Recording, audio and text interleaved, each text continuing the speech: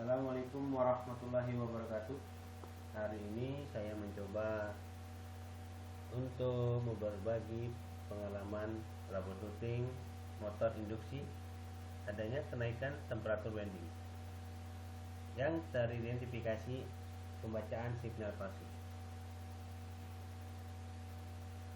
Contoh kasus yang saya bawa, peralatan boiler heat pump di dunia pembangkitan berfungsi sebagai penyaluran air ke steam drum untuk ketersediaan proses pembuatan uap panas.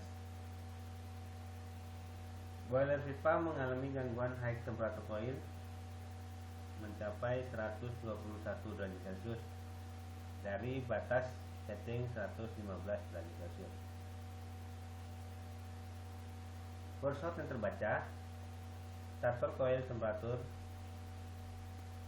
fluid water pump. Hasil record data kenaikan temperatur winding, kita mengambil beberapa data seperti beban unit, arus atau current motor fluid water pump, dan temperatur winding fluid water pump. Di sini terlihat trending kenaikan temperatur winding fluid water pump meningkat dan dibarengi dengan turunnya beban atau shutdown. Akan tetapi, kenaikan temperatur winding tidak diikuti dengan kenaikan arus. Di sini adanya kejanggalan yang terjadi pada motor boiler heat pump. Dapat dilihat dari grafik kenaikan temperatur terhadap current. Jika kenaikan beban, motor induksi disertai kenaikan arus terhadap waktu dapat menaikkan temperatur winding motor induksi. Berikut grafik jika arus naik bersamaan waktu, maka temperatur juga mengikut naik sampai temperatur dalam posisi stay di pembacaan terakhir.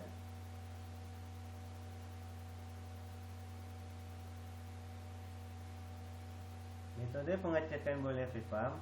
Yang pertama, kita melakukan pengecekan isolasi resistansi setiap fase pada motor, memastikan belitan per fasa dalam kondisi baik. Yang kedua, pengecekan sirkulasi oli sebagai pelumasan bearing tidak mengalami sumbatan yang mengganggu kelancaran bearing tersebut. Yang ketiga, pengecekan sirkulasi pendinginan motor, pastikan aliran tidak mengalami pressure drop. Yang keempat, pengecekan pengukuran sensor RTD apakah mengalami kerusakan atau yang membuat sinyal palsu. Yang kelima, pengecekan pondasi stator, memastikan baut tidak ada yang longgar atau patah.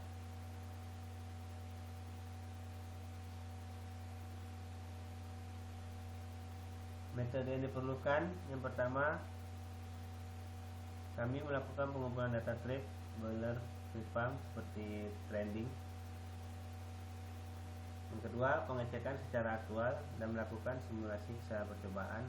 Ini contohnya melakukan simulasi percobaan pada sensor. Yang ketiga, melakukan analisa penyebab trip boiler heat pump. Yang keempat, melakukan tindakan penyelesaian. Beberapa indikasi penyebab terjadinya winding temperatur high motor PV diantaranya: yang pertama, kerusakan void gear sebagai kopling transmisi. Void gear ini tersendiri sebagai perubahan percepatan motor ke pompa. Yang kedua, kinerja pompa berat atau abnormal. Yang ketiga, kerusakan bearing, pompa, void, dan motor. Dari poin 1, 2, dan 3 dapat dilihat dari hasil pembacaan vibrasi. Apakah vibrasi tersebut normal atau tidak normal? Yang keempat, sirkulasi pendinginan kurang baik. Yang kelima, sinyal palsu pada sensor RTD. Poin kelima, kita melakukan simulasi dan pengukuran. Analisa berdasarkan flowchart, temperatur landing aktual atau adanya sinyal palsu. Dari aktual, kita melakukan pengecekan void gear. Void gear tidak ada temuan kerusakan part.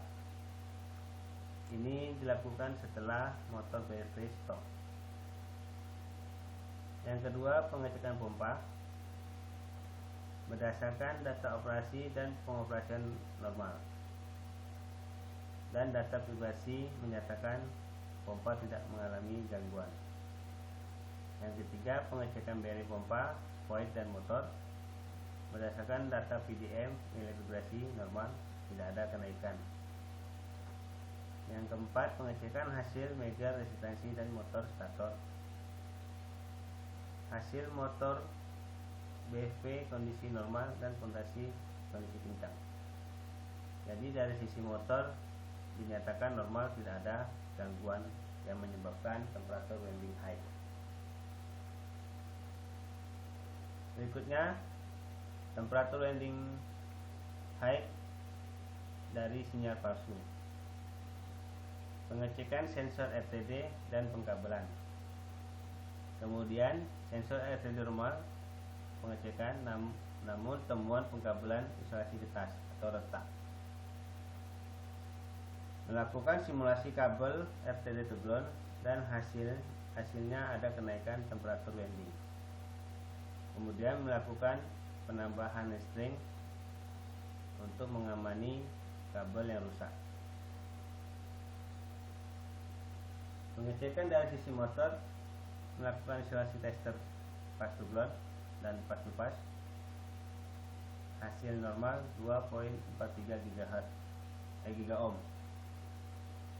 2.43 gigaohm dari batas minimal 6 megaohm karena kapasitas motor BFV 6000 volt. Pengukuran resistansi, mengetahui nilai tahanan kabel memiliki nilai tahanan yang sama atau seimbang. Jika ketidakseimbangan nilai tersebut dapat mengakibatkan kenaikan temperatur landing. Dilihat dari keefisiensi suhu terhadap resistansi, jika resistansi naik atau tidak seimbang, ada yang besar dan ada yang kecil, nilai resistansi semakin besar, maka temperatur semakin tinggi. Kalau dari sisi arus atau current, adanya ketidakseimbangan current antar pas atau disebut unbalance. Itu yang berdampak dari temperatur landing high. Pengecekan dari sisi motor diantaranya pondasi, melakukan pengencangan menggunakan kunci momen, dan dilihat dari nilai vibrasi alarm tahap monitoring periodik, masih dalam kategori aman untuk beroperasi.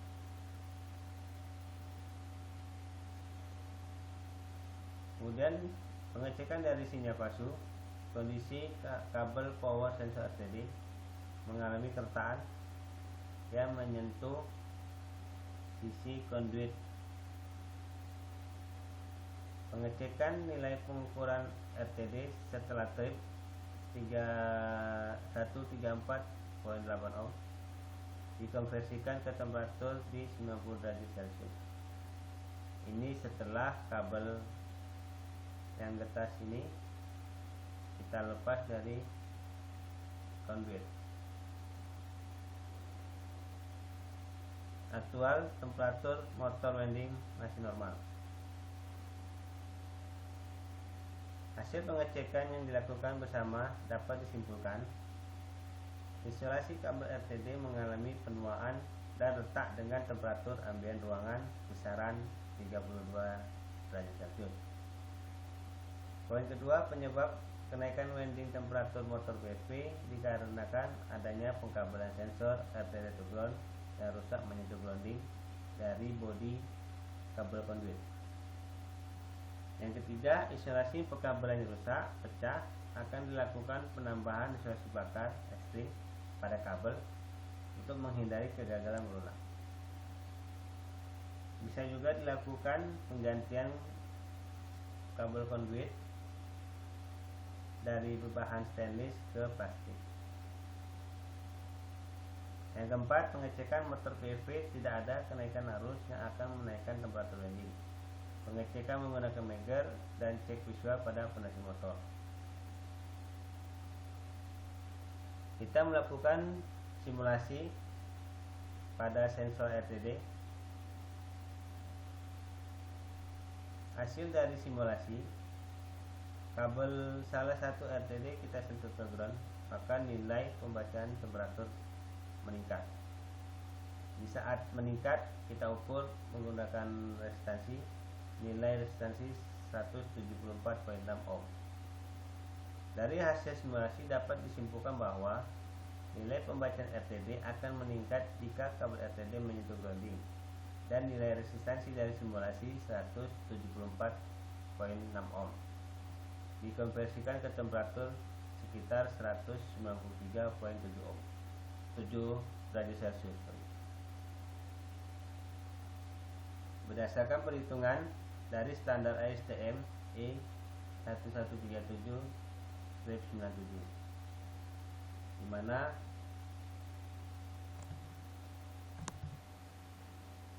VS dikurang 100 ini menggunakan RTD PT 100 dibagi 0,385. Berdasarkan teori, tipe konfigurasi RTD yang terpasang adalah 3 wire A, B, C, sisi sensor winding motor dan sisi transmitter pembacaan. Berdasarkan teori, dalam konfigurasi RTD 3 wire, kabel A dan kabel B harus memiliki kedekatan atau panjang yang sama. Misal, panjang kabel A dan kabel B 10 meter, B 10 meter. Panjang kabel ini sangat berarti karena tujuan dari jembatan Wheatstone sebagai pembacaan adalah untuk membuat impedansi dari kabel A dan kabel B. Kabel C berfungsi sebagai pembawa arus yang sangat kecil. Kasus yang kita alami, jika ada lead resistansi yang menyentuh grounding A atau B atau C, berarti ada nilai resistansi yang bercabang, semakin bertambah, sehingga yang menuju ke sensor akan semakin besar. Lalu, karena yang mengalirkan alat sensor besar dan aktual terbaca temperatur tinggi di transmitter. Perbedaan isolasi PVC dan SLPI. Jika kita mengganti kabel sensor RTD dengan kabel SLPI, maka perlu butuh waktu yang cukup lama. Oleh karena itu, kita memakai string dengan spesifikasi bahan SLPI, di mana SLPI ketahanan abrasi dan resistansi retak berdasarkan uji stabilitas jangka panjang antara PVC dan SLPI.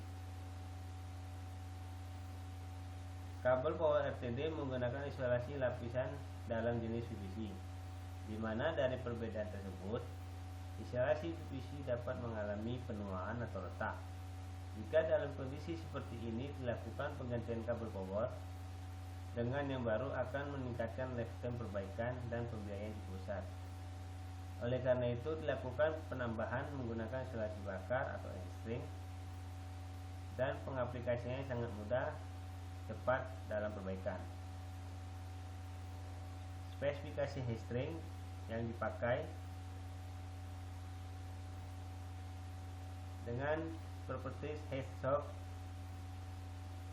136 derajat Celcius dikali 168 hour dengan hasil no crack. Ini hasil tabel percobaan heat-shrink tipe XLPE.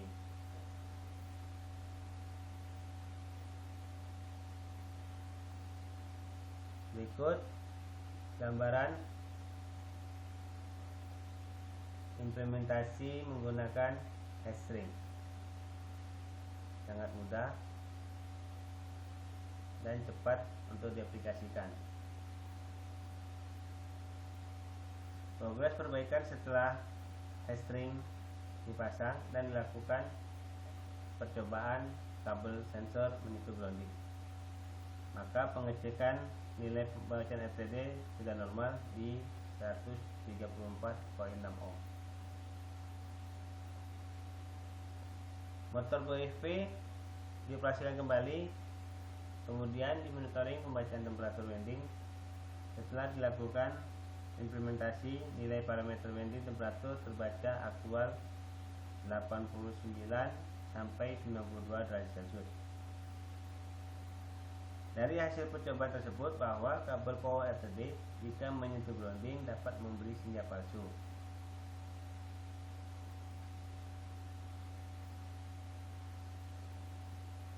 Kesimpulan yang pertama, kabel power sensor RTD mengalami kerusakan isolasi dapat memberikan sinyal palsu pembacaan media temperatur jika salah satu kabelnya bersentuhan dengan grounding. Kesimpulan kedua, kabel power sensor RTD mengalami kerusakan isolasi karena penuaan pada ruang temperatur ambien 32 derajat Celcius. RTD kabel tipe PVC akan mengalami penuaan. Kesimpulan ketiga, melakukan penambahan isolasi heat-shrink untuk menghindari kerusakan berulang.